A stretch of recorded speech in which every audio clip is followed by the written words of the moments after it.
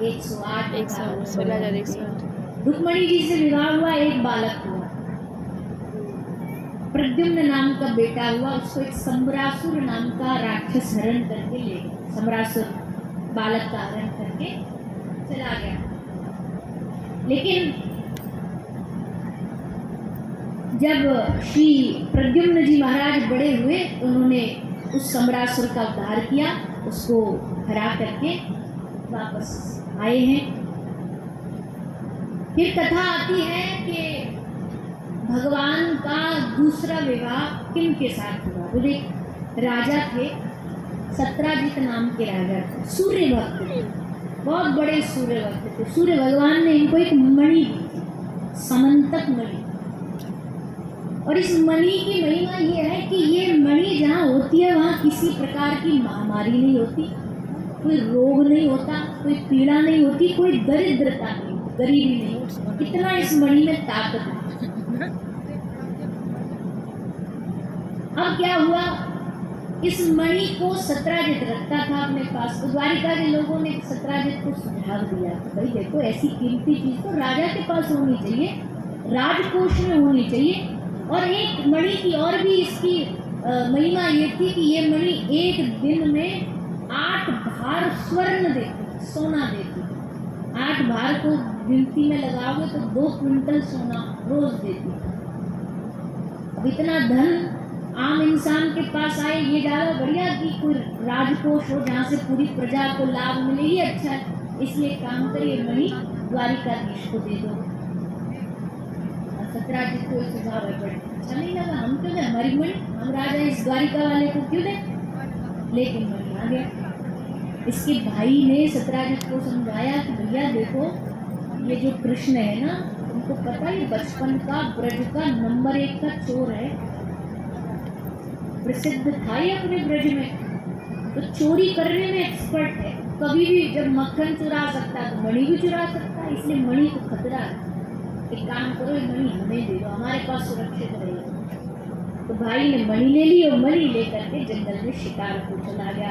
उसको एक बाघ ने मारा, बाघ ने मणि ली, बाघ को एक भालू ने मारा जिनका नाम था जामवन जी महाराज। जामवन जी ने उससे मणि ली और लेके अपनी गुफा में चले गए।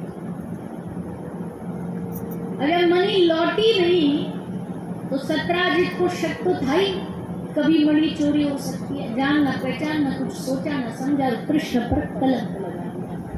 कृष्ण ने मारा भाई, कृष्ण ने मणि को चुरा लिया। भगवान ने कहा लो, चोर का तो भैया नाम ही बदनाम है, बताओ कि ये चोर हो तो लोग तो बिन बातें कलंक लगा देते। ठाकुर जी ने हमने बढ़िया, हमने थोड़ी ना सोना चांदी चुराया था, हम तो भाव में माखन चुराते थे, और लोग तो सीधे सी हो गए, अब बोला मणि चुराने का आरोप लगा दिया। पर कोई राजा का काम होता है, प्रजा में अगर कोई संशय हो तो उसको राजा को खत्म करना चाहिए। तो राजा होने के नाते भगवान ने कहा चलो सारे वरिष्ठ लोग हमारे साथ चलो, द्वारिका के मणि ढूंढेंगे। तो सबको लेके ठाकुर जी मणि ढूंढने चल पड़े। अब मणि ढूंढते ढूंढते उसी गुफा में पहुंच गए जहाँ जामवन जी रहते थे। भगवान ने सब द्वारिका के लोग को कह दिया तुम सब रुक जाओ, हम अकेले अंदर जाएंगे, अकेले को खतरा हो सकता है, लेके भीतर चले। जामवन जी और जामवन जी की एक पुत्री जिनका नाम है जामवती जी, दोनों गुफा में थे। जामवन जी ने देखा मेरे गुफा में पुरुष घुस आया है। युद्ध हुआ, 28 दिन तक भयानक युद्ध हुआ, खूब लड़े भगवान। होने वाले ससुर से खूब लड़ाई करी, तब ब्याह हुआ। भगवान के सारे ब्याह आड़े टेढ़े हैं, तब आड़े टेढ़े ब्याह करें भगवान। कहीं लड़ करके आ गए, कहीं हरण करके आ गए, कहीं किसी और का स्वयंवर हो गया, उसमें प्रकट हो गए, माला पहना दी, सब आड़े टेढ़े ब्याह करें। सो युद्ध हुआ जामवन जी से। फिर जब हारे नहीं जामवन जी, तब भगवान ने इनको अपने राम रूप का दर्शन दिया। तब जामवन जी ने पहचाना, अरे ये तो मेरे प्राणधन है। तब हार, अरे प्रभु मुझसे तो अनर्थ हो गया, आपसे लड़ा मैं। भगवान ने कहा तुम्हारी इच्छा थी लड़ने की। राम अवतार में जब रावण मर गया तो भगवान ने मीटिंग बिठाई। जब कोई बड़ा काम होता ना तो उसके बाद पहले तो अलग होती है मीटिंग कि भाई आयोजन होगा, फिर बाद में ये होती है कि कहाँ किसने अच्छा किया और कहाँ किसने बुरा किया, क्या कमी रह गई, क्या अच्छा हुआ। राम जी ने सबको बिठा के पूछा, भैया बताओ कैसा युद्ध हुआ, किसने क्या क्या किया बताओ। सबने कहा हमने इसको मारा, हमने मेघनाथ को मारा, हमने इतनों को पटक दिया। जामवंत जी एकदम चुप बैठे थे। राम जी बोले आप भी कुछ अपना बता दो, आपने कितनों को मारा। जामवंत जी बोले हमारा मन ही नहीं किया किसी से लड़ने, क्योंकि हमारी बराबरी का टक्कर का उस पूरी सेना में एक आदमी नहीं। लड़ाई तो बराबरी में होती है ना, और सच्ची बात थी, बड़े बलशाली थे जामवंत जी, पर सब तो लड़ लिए।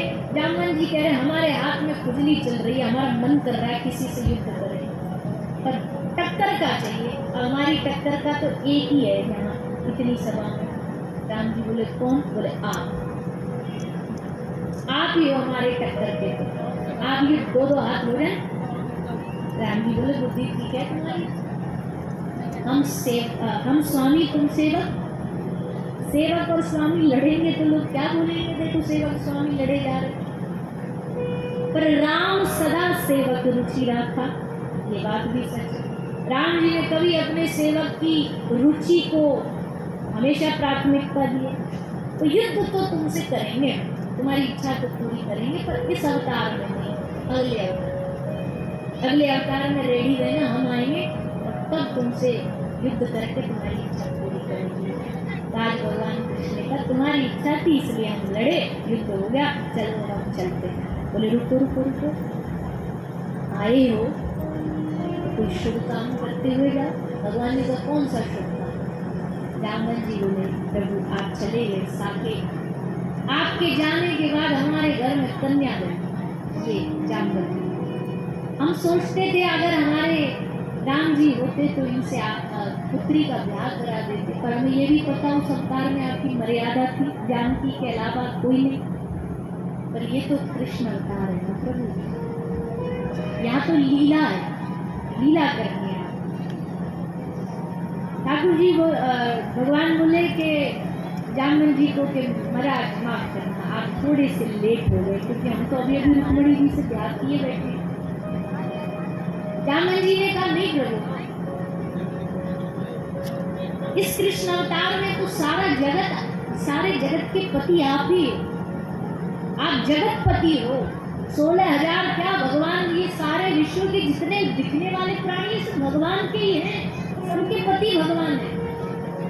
इसलिए आप कृपा करके हमारी कन्या से विवाह कर दीजिए। तब भगवान ने जामवती जी के साथ विवाह किया, और इस विवाह से एक और भी अच्छा काम भगवान ने किया। मणि तो लेनी थी, तो भगवान ने सोचा क्यों ना जामवंत जी की पुत्री से ब्याह कर लेते हैं, क्योंकि अब ब्याह में जो बेटी की चीज़ होगी वो अपने आप ही दामाद की हो जाएगी। तो मणि जो थी वो भगवान जामवंत जी जामवती को दे ही चुके थे, इसलिए मणि जामवती की, जामवती की द्वारिका दी। मणि लेकर के भगवान आए, और आकर के उग्रसेन महाराज ने सभा बुलाई, और सभा बुला करके मणि सत्राजित को दे दी। सत्राजित बड़ा परेशान, मुझसे अपराध होगा, अब इस अपराध को कैसे धो, कैसे इसका मार्जन करूं। तो इनकी एक बेटी थी जिनका नाम था सत्यभामा। सत्यभामा जी का विवाह इन्होंने भगवान द्वारिकाधीश से करा दिया। तो इस प्रकार भगवान की तीसरी रानी हुई सत्यभामा। अब आगे क्या, कौन सी रानी उनकी कथा सुना रहे? बोले भगवान को पता लगा कि पांडवों को लाक्षागृह में जलाने की कोशिश करी गई। अब भगवान तो पांडवों के रक्षक थे, तो भगवान हस्तिनापुर चले गए।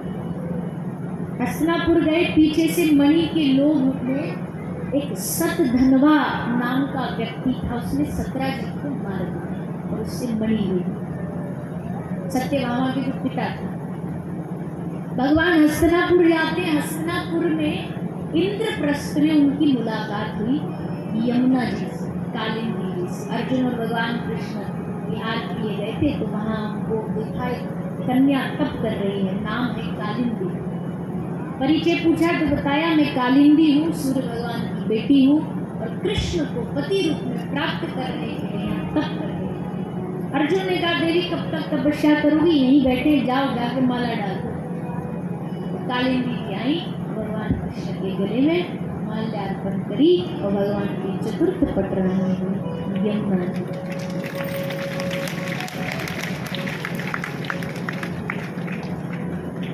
पांचवी मित्रविंदा नाम की एक रानी हुई, उज्जैन के राजा थे विंद, उनकी बहन थी मित्रविंदा, उनके साथ भगवान ने विवाह किया। छठवीं रानी हुई सत्या, इनके विवाह में शर्त रखी गई थी, 7 बैलों को खड़ा किया गया, बोले इन सबकी रस्सी जो इनको पकड़ के नाप के इनको एक साथ हाथ में पकड़ा देगा उसके साथ हम सत्या का विवाह करेंगे। राजा नग्न जी इनके पिता थे, उन्होंने शर्त रखी। भगवान ने 7 रूप बनाए और 7 रूप बना करके युद्ध भूमि में कूदे और 7 की 7 बैलों को नाप के राजा नग्न जी के हाथ में पकड़ा दिया, सत्या के साथ विवाह किया। 7वीं पटरानी भगवान की भद्रा हुई और 8वीं पटरानी भगवान की मध्य देश की मद्रास दक्षिण भारत की राजकन्या लक्ष्मण, उनके साथ भगवान ने विवाह किया। तो यानी पूरा पश्चिम उत्तर दक्षिण दुनिया का कोई कोना नहीं छोड़ा जहाँ से भगवान ने विवाह नहीं किया। अब 16,108 रानी है तो हर प्रदेश में आपको ठाकुर जी का ससुराल मिल जाएगा, हर प्रदेश में बिहारे गए हैं। तो इस तरह भगवान की 8 मुख्य रानी, 16,000 रानियों के साथ कैसे विवाह किया, लाइक नरकासुर नाम का कहते थे, भौमासुर भी उसका नाम था।